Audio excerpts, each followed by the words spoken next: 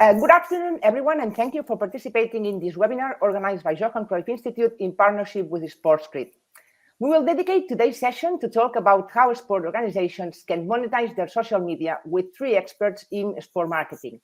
They are Neil Stephens, Pei Zhi Liou, and Birgit Balhaus. Neil is Chief Marketing Officer at Sportscred. He has worked in digital media for over 20 years, holding senior positions in various agencies where he worked with brands including Netflix, Sony, and Unilever on their search engine and social media strategies. More lately, Neil has been working with influencers in the sportscape with emphasis on football. Pei is currently co-founder and COO of Vexed Gaming, a UK-based esports organization. She has been following esports since the early days of World of Warcraft tournaments 30 years ago, and has been active in the discussions over the past few years around esports place in the wider entertainment world. And Birgit Balhaus is project manager and operations at HCT agency that organizes the Windsurf World Cup Shield and Kitesurf World Cup in Germany. Birgit has been working as well in the sports business for more than 30 years, starting with organizing World Cup events and managing the national team Germany in windsurfing, and Dankerberg siblings Björn and Britt. My name is Gemma, and I will be moderating today's session. So very welcome, everybody. Hello, Birgit, Neil, and Pei. Welcome. Hi. Hello. Guys, before giving you the floor, I just would like to remember that if you have any technical issues, you can use the chat tab on the top right of your screen, and we will be happy to assist you. And please use the question tab to type your questions to our speakers. We will have time to answer them straight after the presentation. So Neil, Pei, and Birgit, the floor is now yours. Thank you, Gemma. So I think that's me that goes first. So yeah, as Gemma said, I'm Neil. I'm from Sportscred. We are a technology business that helps rights holders and helps sponsors to monetize their social media. So a pretty good fit, hopefully, for today's meeting. So we, the crux of what we do is technology, but we also provide a level of consultancy. What hopefully may come across in my presentation is while there's lots of very, very talented people working out there in social and in sport, it's very hard to combine all of the factors you need to do it really successfully. So I'm going to just hand over now to a very short video, which will show you guys what it is exactly that we do. With Sportscred, rights holders and sponsors are changing the dimension of their social media audience. How? By combining the social media accounts of their players and ambassadors to create a highly valuable private network for marketing and sponsorship campaigns. A network that reaches huge audiences across every major social platform and streaming site. Simply invite your players and ambassadors to your branded Sportscred platform. They connect via the app, which is giving them insights on their own social, whilst growing your private social network. A network that is on average 8 times more engaged than your own social. You can view vital audience data, while Sportscred values your network in real time. Activating this network is simple. Create your campaign, select your players and ambassadors, and send. They receive your content via the app and post to their social channels. Platform analytics show who's posted and how effective it was, saving hours in reporting. And it's entirely customized to your brand. So, isn't it time you revolutionized your marketing and sponsorship on social?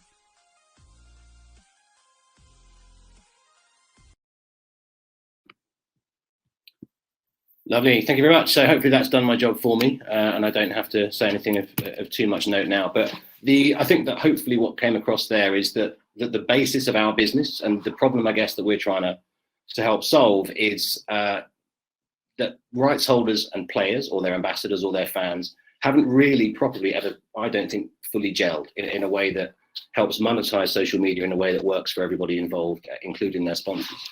I'm just going to show you an example now. Got a little pop-up here. There we go. So I started off, I had a look at Ajax. I thought, what better place to start, bearing in mind this is, after all, the Johan Cruyff Institute. If you look at Ajax and you take specifically Instagram, they have 5.9 million people that follow them. it's a huge amount of people. Let's make no bones about that. So it's a lot more than a stadium. But if you look at the engagement rate of that, that is the amount of people that will like or comment or share or essentially interact with anything that's posted on Instagram. It's a little over 1%, so 1.13%, which isn't bad, to be honest. That's kind of indicative of a large rights holders social media. That's a fairly normal thing to see.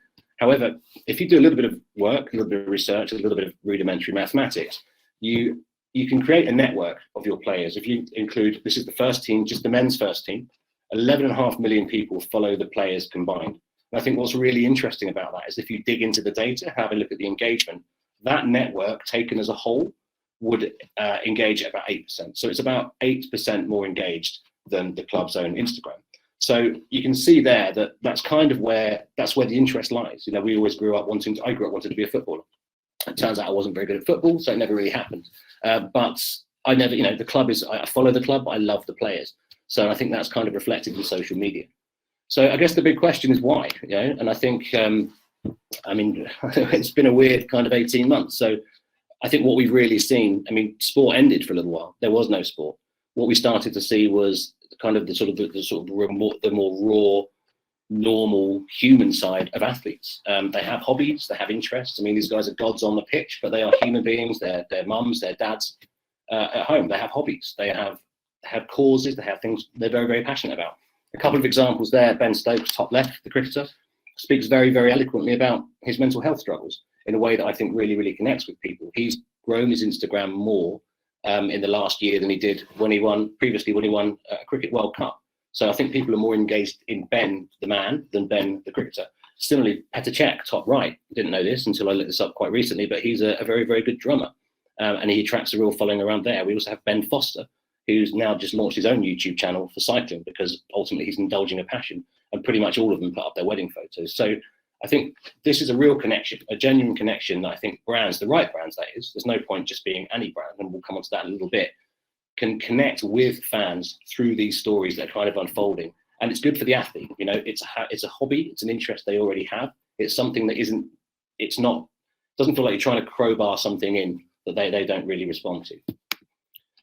So I guess this comes up a lot. Influencer marketing is growing. It's a huge industry, and it's growing incredibly quickly and growing in no small part due to Instagram. And it's a very low barrier to entry now. It used to be that YouTube, you'd need to have editors, you'd need to have a studio, a suite, proper recording equipment. Now you just need a phone. So everybody's an influencer now. So it comes up quite a bit. Is this influencer marketing or is this still sponsorship? And I don't know is the answer. I think we can give you, because it just comes down to, it's a word, ultimately. George Clooney is not a coffee salesman. On the right-hand side, that's him currently selling bread over here in England. So the first two things I think about when I think of George Clooney are not coffee and they're not bread. No, this is a byproduct of his success as opposed to what he set out to do. Now this, and forgive the slightly crass picture, I wanted to have a very stark and obvious example. I think this is what a lot of people see an influencer. It's somebody, it doesn't have to be fashion and beauty. It could be travel, it could be retail, it could be anything. It could be, but the influencer, that's their main job. That's what they do. They're set up to create content around a passion, to work with brands, and ultimately drive sales for that brand or greater awareness. But I'd say this is where we're at.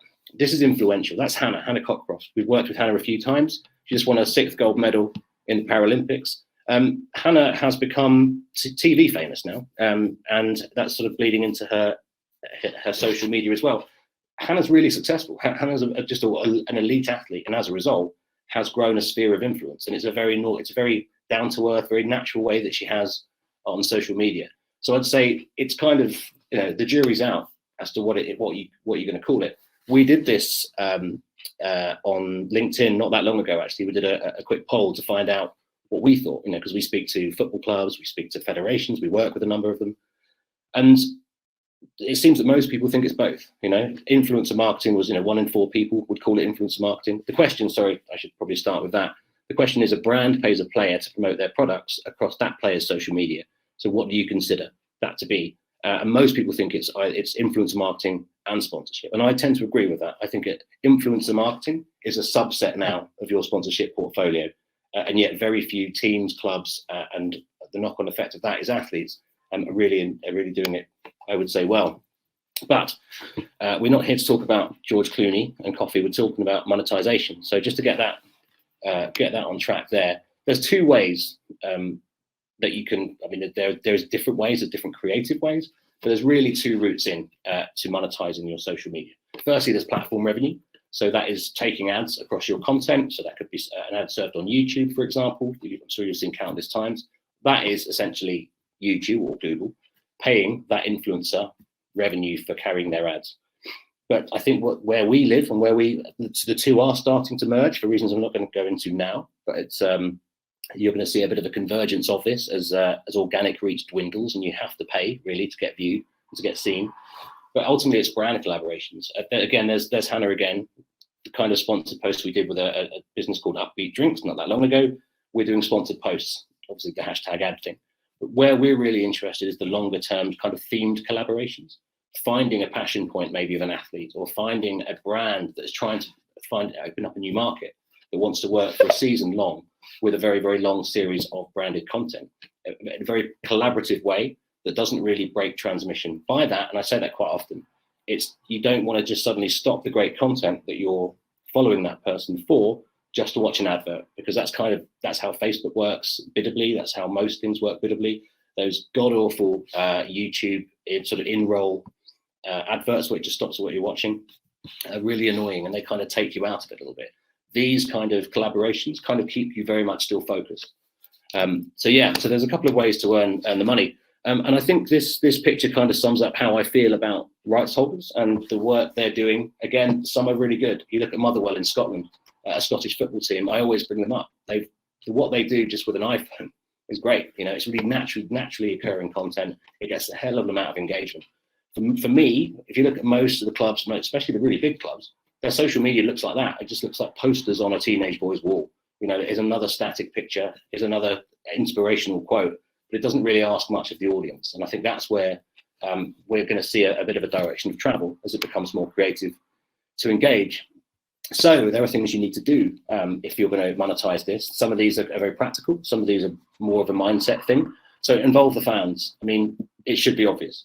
If Ajax could reach about 17 million fans, and there's going to be some crossover using their players, using their own social media.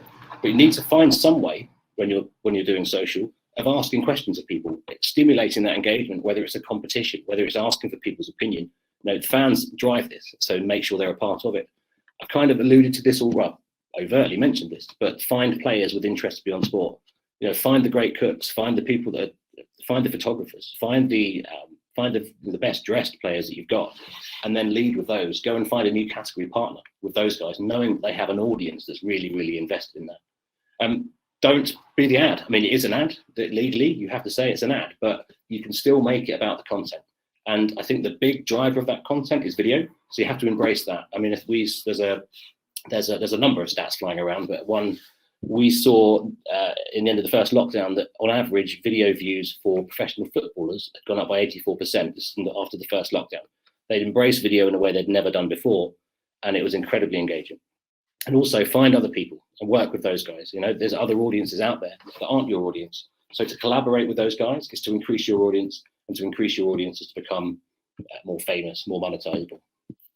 And certain things you need to know, which is what we do. So you need to know your value. So if I do that, what do I get paid? Or what should I get paid?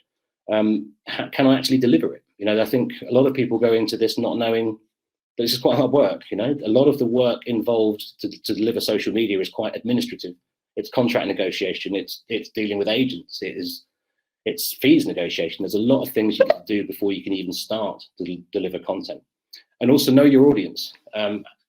If you know that you have an audience that are based in certain countries, go and target brands in that country. There are inconvenient truths there. We always use the example of cricket, obviously a big sport in England, but we have British sponsors that go and try and work with cricket, and about 85% of that audience is based in India and Pakistan and Bangladesh, which isn't very useful if you're an English brand that doesn't export to those countries. And obviously know your brand. That's either your personal brand or basically your brand as a club. You know, so what do you stand for? How's that going to translate into creativity? So a little bit, I don't have a crystal ball, but a few things I think fairly obvious. I think firstly you have to look back to look forward. So last year was the first time ever in the history of advertising that half of all global advertising spent was spent digitally. And yet we don't really see portfolios within rights holders reflect that. We would say that it's significantly under having the assets that they can sell to kind of rise to meet that demand. So that's a big thing. And obviously this is only going to get bigger and bigger. And I think we're also going to see, and we're starting to see it now, this is Rafael de los Santos, who's the head of digital over Real, that there's this, I guess, making peace with the fact really that you're content providers. I mean, yes, what he's saying there is the most important content they make is the game, but after that finishes, you've got so much, you know, big team like Real Madrid, you've got more content than you know what to do with it. So what do you do with that? I think Red Bull have been saying this for a while. You know, they don't just sell drinks; they are primarily a producer of content. So I think we're going to see this becoming way more normal. And I'm not going to say, Pei's going to speak about this in a much more eloquent way than I. But Pei will, you know, Pei represents Vexed. Vexed is an esports team. What we're seeing is a lot of traditional, quote unquote, sports, and I'm sure Pei will drag me over the coals for saying traditional, but we're seeing football clubs, we're seeing rugby clubs, cricket clubs setting up their own esports teams. There's a lot of money in this. You can see the revenue's grown by about 32% over the last 6 years. It reaches an audience that most clubs are really, you look at a lot of TV audiences that are dwindling with the younger audiences. Clubs want to reach that younger audience, a very digitally native audience, and a very vocal audience that tend to get behind, quite easy to mobilize around certain themes, whether it's climate change, you know, BMW with their e-car. Crypto.com have just done the largest deal, I believe, in esports history with a team called Fanatics. I think it's about $15 million. So it's a lot of money in Gucci. Brands that you would never have thought 10 years ago would be in this space are now thinking that there's something huge going over there. So we're going to see more and more clubs move in that direction. And just to wrap it up, you know, we're limited really normally by the hardware to a degree as to how we interact with things. It's, you know, we used to joke in my agency days that it was the year of mobile, always the year of mobile, but that's been around for a long time. The next thing, and amongst other things, are going to be wearable. The different things that will be served to you, the sponsorship opportunities that will appear live, triggered by an event on the pitch, a pitch that you're not actually by, you're sat in your front room. And this is going to be, I guess, fed a lot by the fact that the tech providers, the people that own this hardware, people like Facebook that have Oculus, people like Amazon are buying rights. They're buying rights wholesale. They have the money to do it. They want to keep you on the page and they want to do it. So I imagine this may become a premium product. It might be that you can watch the Premiership football for free, but if you want to be in the stadium, properly in the stadium, you have to go to the stadium. But if you want to, I think there's maybe a premium product that will be created there. So it'll be interesting to see how that manifests in terms of sponsorship. So just to sum up, the obvious sales bit really, but there's 4 things you need to do it, and that's kind of what we do. Know your audience data. So understand what makes your audience to match more effectively with new sponsors and category partners. Valuation, know what you're worth. It's hard to work it out, but you need to have something to negotiate with. And management tools, as I said, this is quite hard, you know, to do this effectively with lots and lots of different people is quite hard work. So with the right tools, you can manage it a lot more effectively, a lot more quickly, and therefore more profitably. And finally, analytics. You need to know that did it work. You need to be able to go to your sponsors and say, okay, it did that, you paid that, and it did that. So would you like to give us more money? We'll go again. It's not, we speak to a lot of people that say that the sponsorship money is already allocated. That's not how Facebook works. That's not how Google works. That's not how Instagram works. You keep giving it money because it's working. You'll spend 50 grand a month. It's doing what, you know, it's either selling new tickets, selling your season tickets. It might be selling new kit. As long as it's still working, you keep feeding the beast. And I think that's what we need to see. It's a bit of a mindset, and that all flows from analytics. We have to prove its effectiveness. And that, I believe, is me.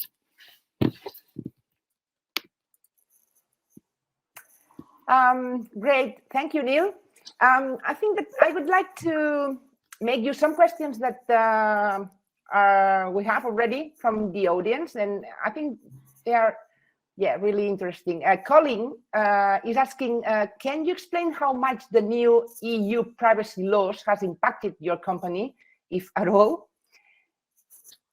Not really. I mean, this is all data that's the only thing it would be is obviously the data that we can use, and the data that we use is publicly available through Instagram. So we've not actually been We don't scrape anything. We don't go any deeper really than the stuff that you can get. Also, it's opt-in. When people connect to us, they opt into our platform, so they agree to share our data. Okay. He's asking also, what is your take on the sports activists and sports people using their platforms for social change?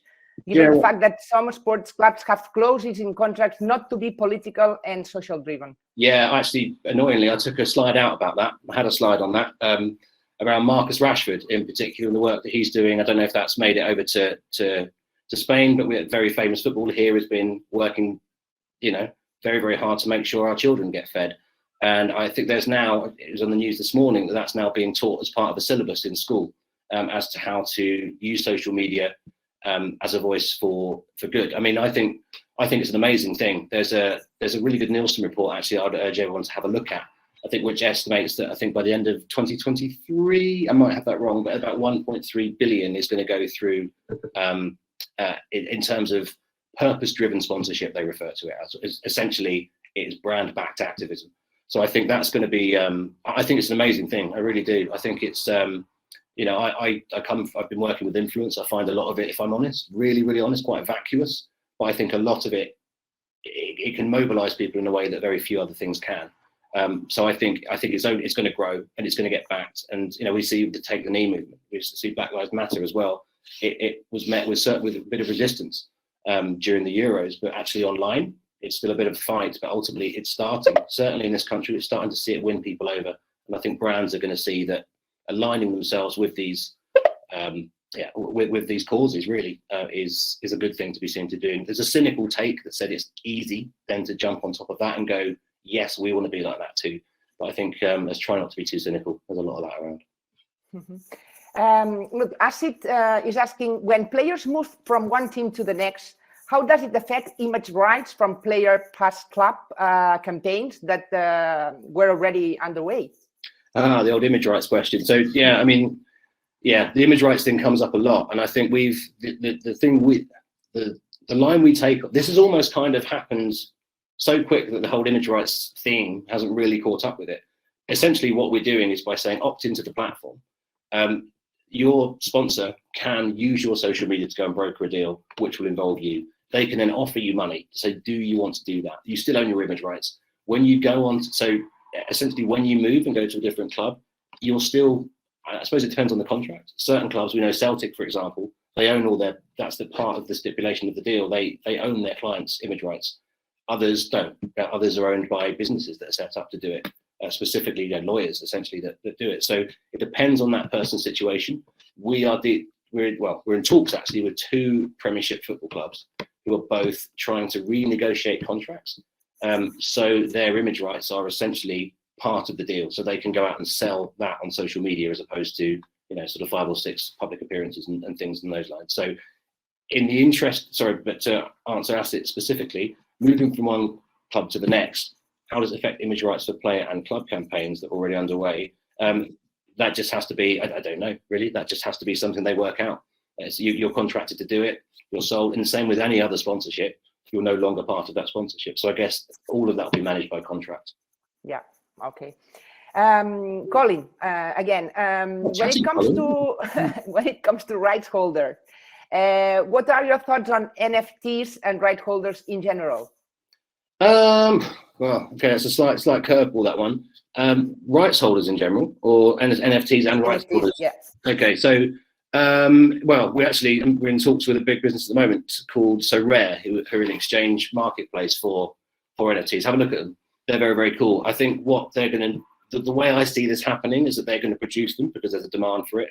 It's going to become a tradable asset, I think, like crypto. So it will probably be where there'll be exchanges and marketplace popping up. So they can, ultimately it's an asset that they can sell. It's the resale thing that I find interesting in NFTs. If you have a marketplace, when you sold it on, is that it? If you, as the rights holder, if you sold that, you no longer have a stake in that, or is there going to be some, like a player, some kind of resale value onwards? But if I'm honest, it's not something that we deal with, NFTs. Mm-hmm. I'm speculating wildly on that one. Yeah. Okay. By the way, Colin is leaving a LinkedIn link for you to check, but later, please. Okay. In the chat. Okay. I will check it out. You'll check this out. Okay. Thank you, Neil. Yeah, we can go ahead with the presentations, P, whenever you want. Okay. Thanks. Thank you.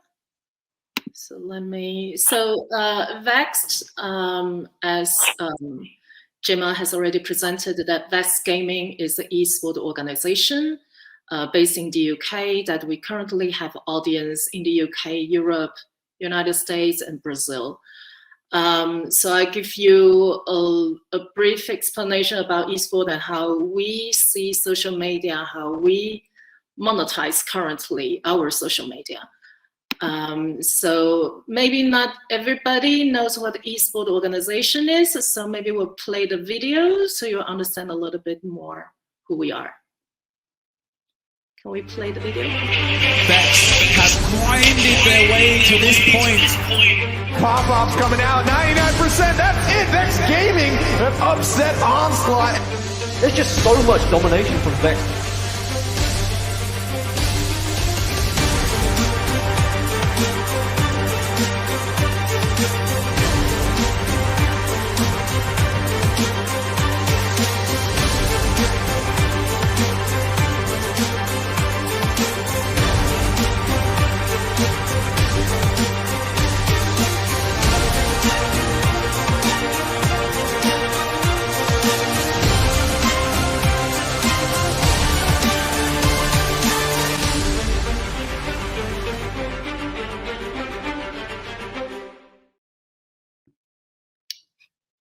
Okay, so I hope that you have a little bit better idea who we are. So an esports organization, we are essentially similar to a traditional sport club. So we can compare ourselves with a football club if you want.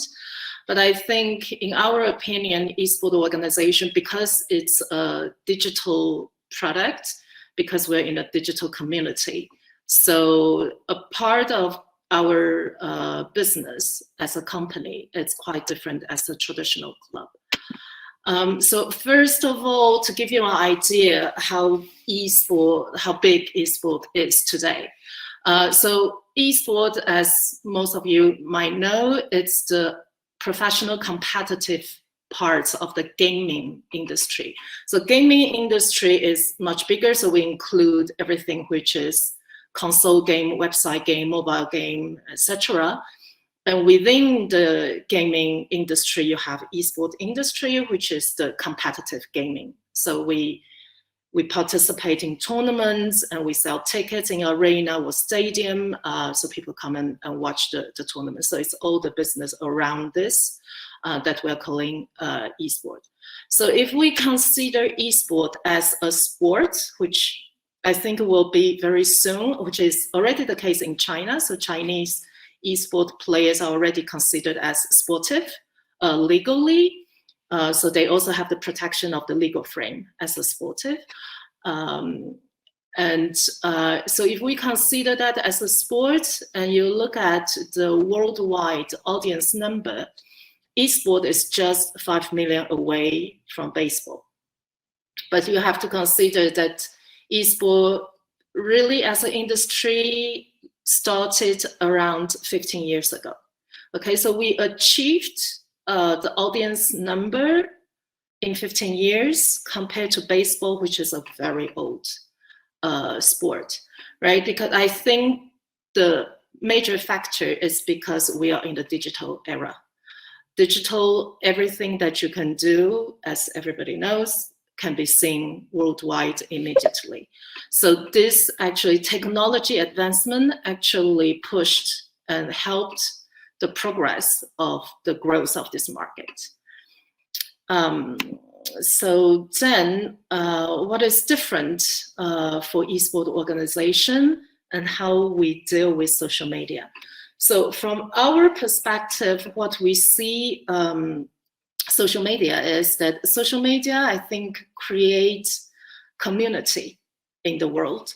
So we are no longer, so nationality is maybe not that important anymore, but through different platforms, digital platforms, social media platform, or now in gaming is very famous very popular, the streaming platform, a person can actually go and look for people around the world who has the same interest. So through this platform, you create community and you feel that you belong to this community. And this community can be big or small. And in our case, gaming and esports is a huge community. So what you can see on platform side, you see Facebook created Facebook Gaming, YouTube created YouTube Gaming, and Mixer is actually from Microsoft. And then it's just, here I only give you a couple of examples of the most used social media with streaming channels that are being interested by the gaming and esports community. So I think one thing before you go into the monetization of your social media, there's something that you really need to understand and finding out is what are the platforms that your audience is using, right? So you know where to find them. And all the platform, because the technology background, which are slightly different, so the content and the way that they present the contents are different. So you will have to create a content which fit to the platform. So an audience using that platform also have a different behavior because they have a kind of a habit how to consume this content. So you need really to understand the platform that you're using, the audience who are following them, and how you can then create a content that fits into all this ecosystem. So we think that is really, really important. So for example, in our case, in the UK today, our prime platform is Twitter. Okay, so every content that we're doing are quite fitting to Twitter. But what we already see is that because of the generation changes, their behavior are different as well. So in esports, I think the audience started from millennials, so they're around 30s, and it can go down to 14 or 10. And they all kind of use different platforms. So if we compare the millennial to the alpha, which are 14 years old, that we call them alpha now, I think. Millennials still like PC, laptop, and alpha don't even want to talk about laptops. So everything alphas are doing are mobile. So mobile gaming are also very, very popular, and mobile are started to be included into the esports tournament and competition as well. So within within our audience group, our fan base, we also need to take care the demography, the age, and what kind of platform, what kind of tools they are using to consume our content. So maybe in the future, we will end up producing content for each of different demographic that we have in our audience by taking into account the technology platform that they're using, right? So it's not, I don't think social media will influence the marketing. It's just someone making a content. It's not as simple as that. If you want to make this as a business and earning money and monetize it, then you really need to dig a little bit deeper into the behavior of your audience and the technology side of it.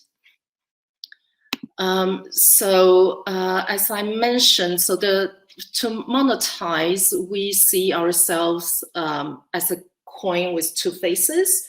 So we have teams who are players who play competitively. So using that facade, we attract sponsorship, we can do merchandising, licensing, marketing activation, and so on.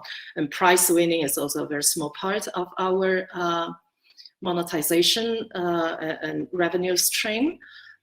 But what is a little bit different, as Neil mentioned, in the traditional sports side, that players are more the influencers. But in esports, it's a little bit different because players tend to be people who are a little bit more introverts. So what we see now is that esports audience don't really follow players if they are not the superstars, okay? If the average player on the national level, player difficultly attracts a huge crowd of fans. So it's normally the brand which is representing them doing the promotion job. So we tend to do the creative work around our brand. So when you look at, if you have any time to just look on our Twitter, so majority of our work are on the brand visibility. And then we talk about players' news. But what we do as well is that to diversify our audience, because if you're an esports team and you only attract esports audience, then your audience diversity is very small. Then as a company, you are not that attractive to a brand or a sponsor because your visibility is quite limited. So what we do as job is that we work together with streamers. So gaming streamers are people who not necessarily play the esports competitive titles.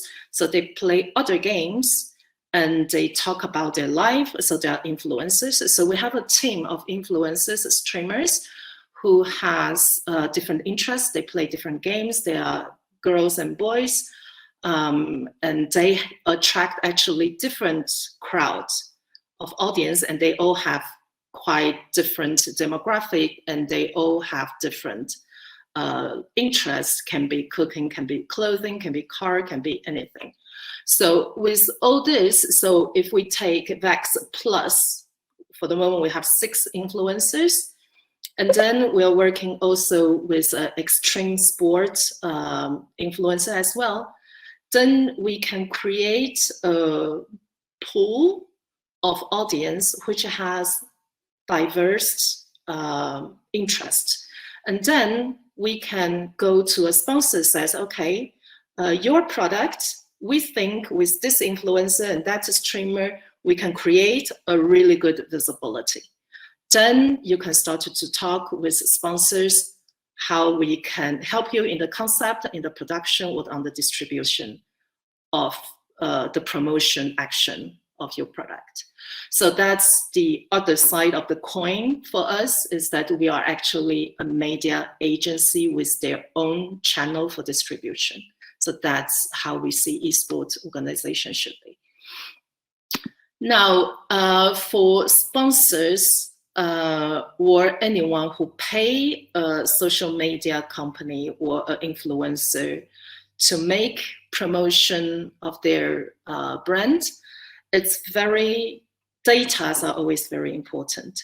So you need to be able to justify why you use that specific influencer, how much he can bring to you as media value, and after the campaign, how can you prove the efficiency of your campaign? So meaning how many eyeballs that you brought on the product for the sponsor or the brand, or how many revenue that you generate, right? So all this, if you can prove that you actually generate the revenue for them, and you can prove that this revenue generation comes from your channel, then you can start to talk about revenue sharing. So that will be another way to monetize your social media, right? So that's where, platform like SportCrit is very important. So we team up with SportCrit because they have a very complete vision of the whole process, I would say. So for the very front end, they can help us to optimize the distribution of the content that we create to different influencers or different streamers or different platforms that we want to show our content. And then after the campaign, we can actually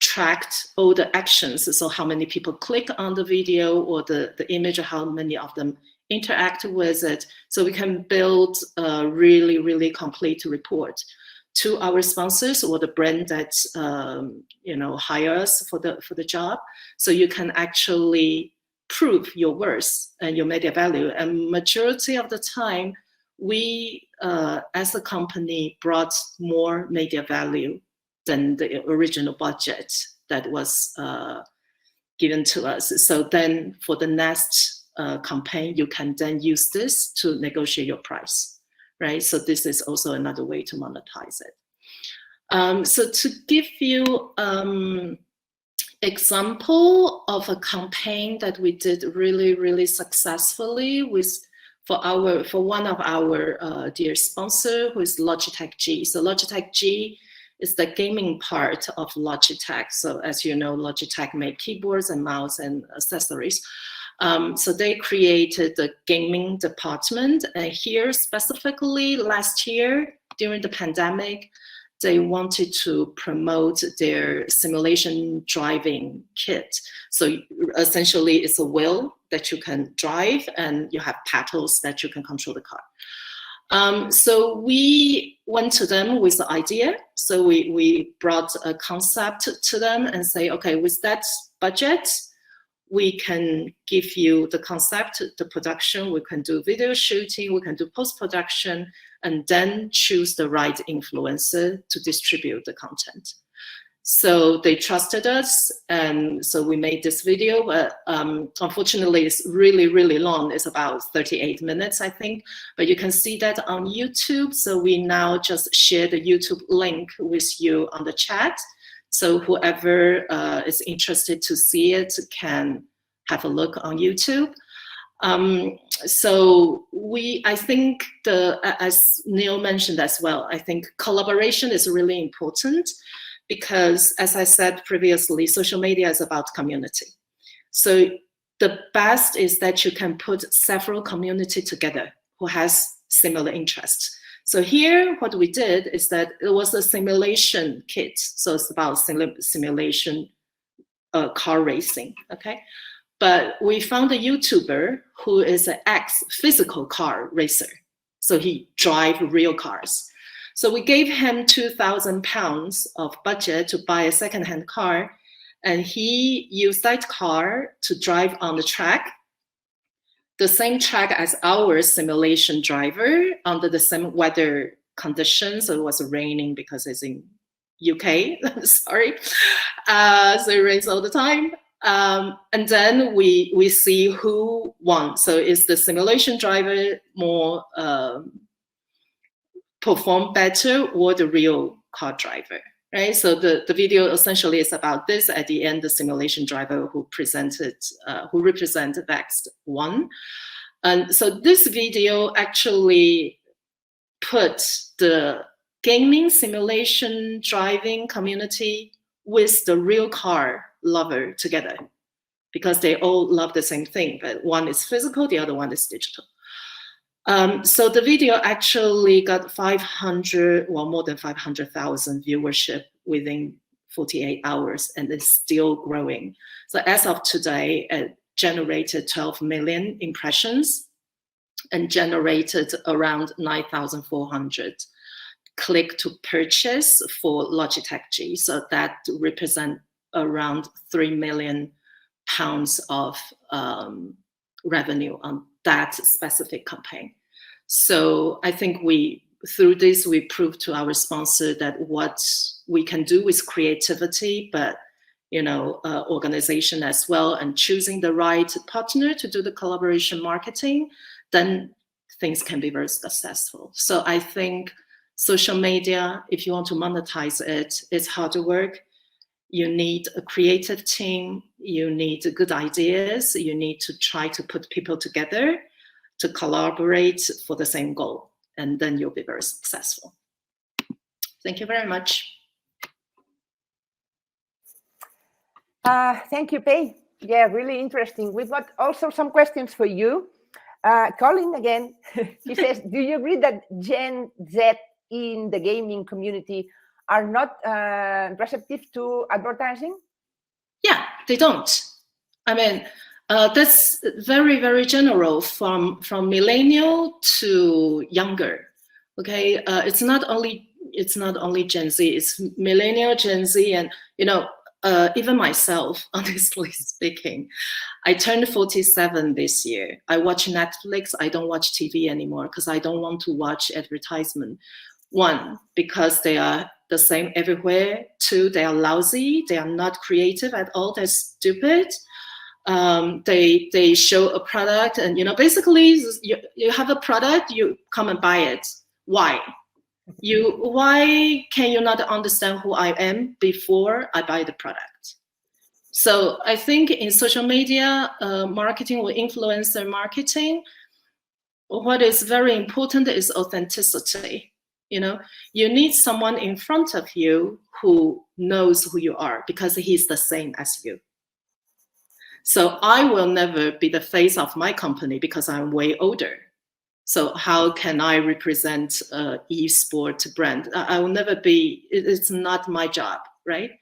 And it doesn't fit, my profile doesn't fit to it. So this is something that we are, gradually, how should I put it, educating the brands and all the older industrial product owners, is that, yes, we came from an age that's producing one advertisement is enough for any channels. Today's world and future will be even more complicated. As I mentioned, that you need to understand, okay, maybe give an example, a bottle of water. Okay. If you're selling a bottle of water to a community who's interested in cooking, or interested in surfing as Bridget's community, or esports, the content has to fit to that community. So you can no longer create one content for everyone. You need to create content which fits to each of every community. So yes, it will be more work, but the fidelity of your audience will also be higher than in the past, I believe. Yeah, clear. Andre Jesus Camborda is asking, how can the esports industry be socially, environmentally, and economically responsible and at the same time profitable? Being a new industry, that there are still things to improve, such as promoting equality, non-discrimination, education, and others in social media. What do you think?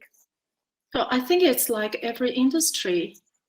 I mean, there's no industry who is perfect, right? I mean, not traditionally. I mean, even if you look at football, which is a sport that since 1920, that we have federations and so on, discriminations are there. There's a lot of things which are not take care of footballers when they are in mid-range. When they retire, they have nothing because they only know football, and nobody cares what their second profession will be, right? But they are still an extremely profitable industry. So making money and your social responsibility it has actually no relationship. But for me, I actually see an improvement through social media. I mean, social media are not all good, but when you have good intentions, like we are trying to do, so we do during the pandemic with our own money, a campaign to have people remember there's a lot of people who has no food because of the economic issues created by pandemic. So we promote this within our network and our social media. So our audience, I think, love us because we carry a part of the social responsibility on us. And we try to, we educate all our players that they cannot, when they post anything or when they public speak, they can't do any discrimination or hate or, anything inappropriate. Because I think all these things you need to improve through education. So if every company really cares about their social responsibility, then they can, integrate this into their everyday life, and then hopefully things will be better in the future, right? So, Pei asked, do you know if eSport players get any kind of press, fan, or social media handling training? Depends on the company. Depends on the company. This is something that we will start to do. We have that in mind. But as I said, for the moment, our players, we don't really use our players as a media channel, because we think that because we bring up a lot of grassroots players, that this is what we're really good at, that we identify grassroots talent and we help them to grow in their career. So what we predominantly are working with them are helping them to grow their career as a player. So we don't really use them as a social media channel, but we do tell them in a very basic guideline that how you should behave in social media. And when they are carrying Vexed color, everything that I say are, we have to review it before they can publish it. This is in the contract. Okay, so there's a lot of different ways that you can do that with the player, but obviously depends on the company culture and the company policy. Mm-hmm. And the last question for you, Pei, is Javier says, nice presentation. And is there any failed case you can share with us, and what learning you had from it, please? What I do not understand. What kind is of there any failed case on social media? Yes, that you can share with us, and what learning. A bit of every day, I mean, I say that a content needs care. Okay, we post a lot of things every day. I mean, the general post that we post every day about player news or tournaments, and these are not extremely popular, and we can't really monetize on them because it's not the purpose. The purpose is to communicate our news. So it's like a newsletter, okay? Mm-hmm. And then when you work for sponsors or a brand, that's a different story. That's completely different from our everyday post, because we then put on our hat as a media company, a media agency. You are giving a budget to promote someone else's product. And that's by using your own distribution channel. So that's very different. But so far, all the project that we did with sponsors or brands they were happy. So we still have customer for that reason. So I'm sorry, but there's no really selling case that I can share with. Sorry. Okay, thank you, Pei. Let's go to Birgit's presentation now, please. Yes, hello. We will start now in a complete contrast to esports. We at agency are organizer of the biggest lifestyle water sport events in Germany. Especially the Windsurf World Cup in Sylt and the Kitesurf World Cup Germany, and also in stand-up paddling and wing foiling. And for us, it's always a big challenge to get the media, because we never know when the wind is blowing and the waves are good. So we are looking for social media for a long time now. And but it was very hard for us to suffer, because there is little budget only, and social media was in the past very expensive to integrate, because like you heard before, you have to talk to each channel in a different way. You have to change all the times. In the past, we started with Facebook, then Instagram was coming up. We had an exchange to Snapchat, but nothing was really working with our channels. because we are very small at these times. On the other hand, we have a lot of spectators at the beach. We are a premium destination on Sylt, the biggest island in Germany, with the best conditions, sunset in the world. And we always looking for new aspects to integrate. So I will show you now the video 3 weeks ago when the Kitesurf World Cup happened on Sylt.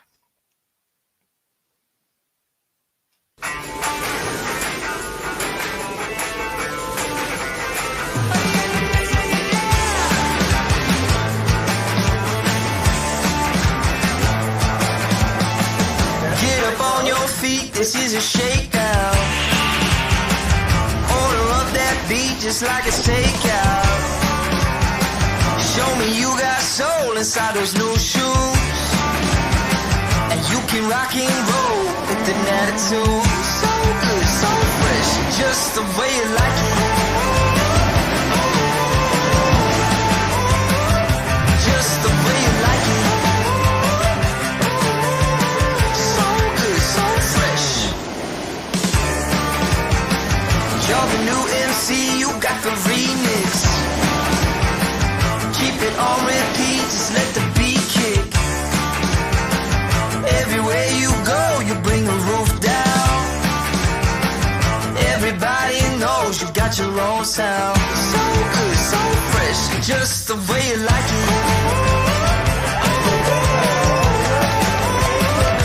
Just the way you like it. So good, so fresh. Get up on your feet, this is a shakedown.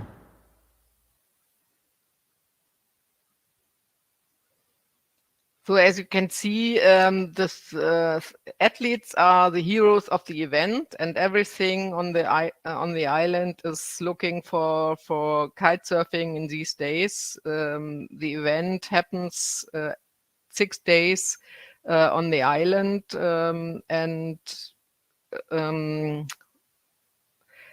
the kite surfers are completely loved by the spectators coming to the island at that time. We have a lot of holiday people there, but also a big community coming up to the event.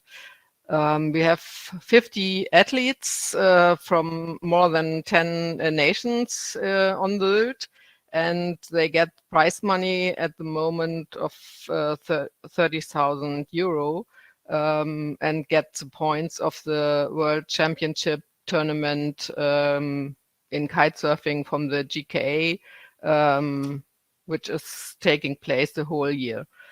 At the beach, there's a lot of action. It's a huge beach club arranged at the promenade and on the sand. Every day there's action on the land and on the water, and the athletes are our heroes, being next to the people, and everyone can talk to them and can get in contact with them. Also, the sponsors taking place on the promenade with their promotion activities. So beach shopping and gastronomy is also a part of the event. So it's a huge happening and festival there, normally with lots of party in the evening. Not that year because of COVID, we have to cancel that. But next year it will happen, I hope so. The other topic we are promoting at our event is climate protection, because our events always take place at the nicest beaches of the world, and lots of our athletes are known that it's not that nice, the beaches as on Sylt. So we are very, very afraid of what we are doing there. And the event on Sylt is climate free. We have our own mangrove project where we compensate our CO2, and also there's no plastic, and we did upcycling with all our event stuff. Our target group is very huge. It's young, but not that young. We have gender. Both genders are there, and it's a very, very interesting target group for big sponsors because of our high education level and income level. So on the whole island, you have lots of advertising material where all the sponsors will be shown, and directly integrated all the athletes and heroes. Normally, we started 30 years ago with some television production on site at the events, and now the media coverage and medialization is very huge. We have our own product teams there with television production, with text and photo production, and bring our own live stream to our homepages. But our own social media KPIs are not that huge, like we see on the next slide, I think. Yeah, we have a total reach more than 112 millions. But if we have a look on our digital KPIs, it's not that much with our own channels. So we thought years ago that we can't count the athletes because we have so many athletes there, and they were all posting the whole day. And 5 years ago, we sat down and tried to figure out how many reach we have through our athletes. And we see that this is a huge reach we haven't integrated in our calculation and in our sponsoring budgets. So we met SportsCred, and from that time on, we can easily show how many media we can get from our athletes, and also we can do special things, special campaigns for the event, for the sponsors. So we can get stories we have never done before. We use different athletes from different countries to communicate the whole international story of the sponsors and get a huge media on top to our sponsors like we had before. For us, the opportunities through SportsCred for the future is to generate personal stories for the sponsors through the athletes and their engagement, and they have huge engagement rates, and it's a very authentic communication because they were on the event. It's their life. They have to show. They are very, very happy to integrate these sponsors because they make their sport happen. We get higher sponsoring budgets, and the interest of the international brands coming up because they can communicate in their marketplaces, and we can deliver all the media to their countries through the athletes which are there anyway. So for our sports like kite surfing and windsurfing, that is not that difficult because our athletes are known for them to have to look for themselves, because they always have to manage themselves. They always have to look for sponsors. They always have to think about how the money will come from next, because there is no association, no Verband who is paying them their stuff and all the travel costs. And so for us, it was a great thing together with SportsCred to get all these media reachable and shown with all the KPIs in a very easy form for the sponsors and for the athletes also. 5 years ago, when we started to integrate the KPIs of the athletes, it took us more than 2 weeks, 4 months with 2 employees to count every Facebook post they did on the island, and now we can do that all through the technical platform. Yeah, thanks.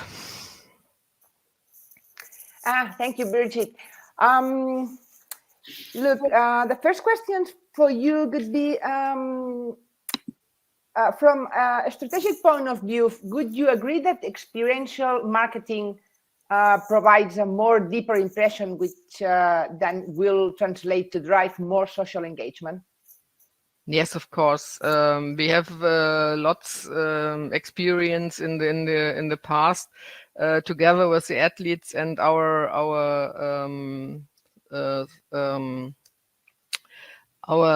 sustainability efforts, and it's coming from themselves. It's if you have good athletes and they are professional, again, then you can do it very, very well. But you have to look at this and be very careful, like Neil explained before, whom you are using and which channel you are using. So that's very important.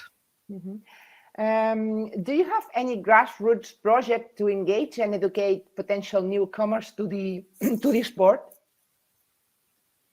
Can you repeat?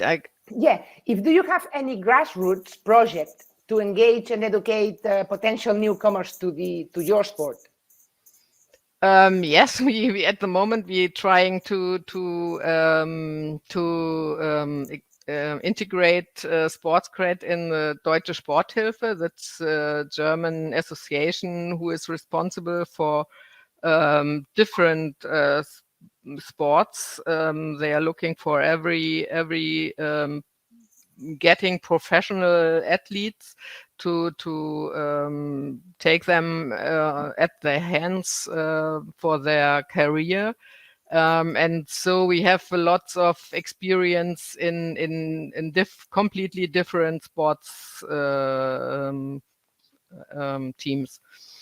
And it's working very well, but you have to train the athletes on that a lot. Yeah. It's not coming on their own. So they have you really have to show them what to do, what not to do, what to have better you look for, and to be very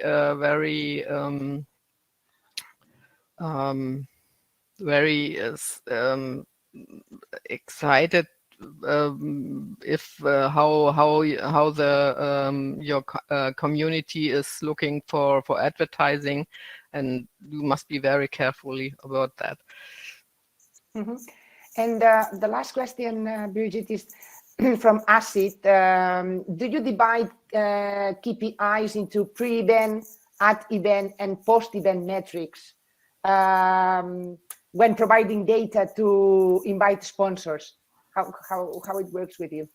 When we're talking to sponsors, we only talk about the whole figures, but we on ourselves we have a look on the time we communicate, because we start communication normally not that year because of COVID. It was a little bit difficult, But normally we start in March when everyone is going out and starts the outdoor sports, and close the communication for us, for our event in October, September, October, after the Windsurf World Cup is the last one.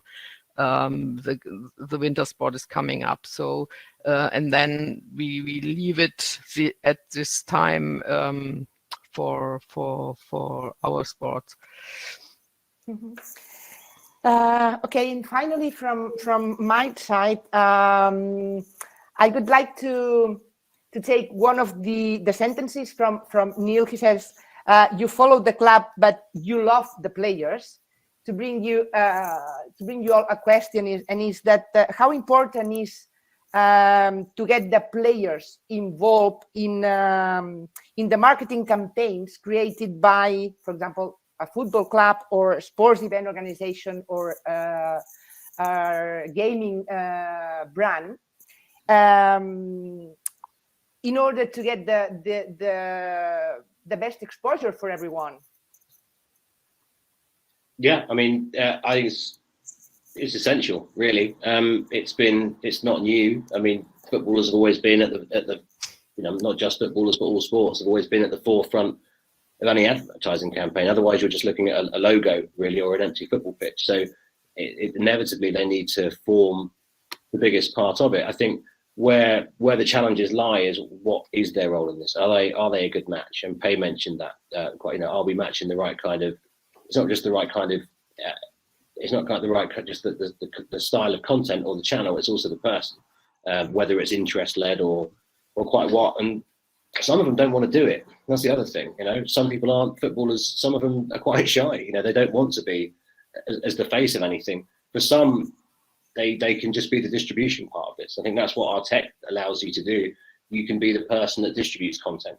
If it's as straightforward as that, it's not particularly creative, but if you've got a sponsor that just wants to share their video across 15.9 million fans, then they can just do that, and they can put a little comment on there. So it depends. It's a human decision really that they make. Am I comfortable doing this? Do I want to be involved in this? Is this what I do? We know anecdotally of a Premiership player that was offered about £500,000 last year to do a relatively small social media thing, not through us, through an agent that we work with, and he turned it down. Was he just said, for one thing, it's hard to give a Premiership footballer enough money to make them do things they don't want to do, because they get about half of that every week. But £500,000 to him just wasn't enough for him to want to do it. So it's human nature, really. It's their willingness, I guess, to get involved. Yeah. Okay, thank you, Neil. And a last question for Birgit in this case. Javier says, Birgit, as an agency, do you use any tool to analyze and create social media marketing campaigns? Yes, we use SportsGrid for that, and get all the analysis from that. Yeah. And of course, the normal programs you can get on the social media KPIs. Yeah. Mm-hmm. And I promised, last question for everyone. How do you see the metaverse changing marketing? Colin likes the big questions, doesn't he? You got anything small, like Colin? Anything a little bit smaller? Well, I mean, of course it is. I mean, it's literally everything, the metaverse. You can bring in, it was the smart home not that long ago. It's every aspect, every physical, every digital touch point there is. So, I mean, I think going back to one of your other questions, Colin, if I could address you directly, is about experiential. Experiential and digital coexist. They have to. Birgit was talking about.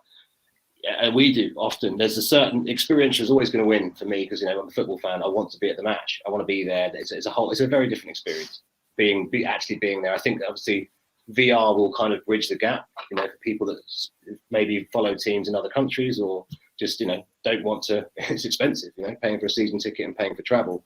But I think ultimately you're still going to have this. The real world needs to coexist with this. So ultimately it becomes a distribution network for content that's created and generated and captured experientially.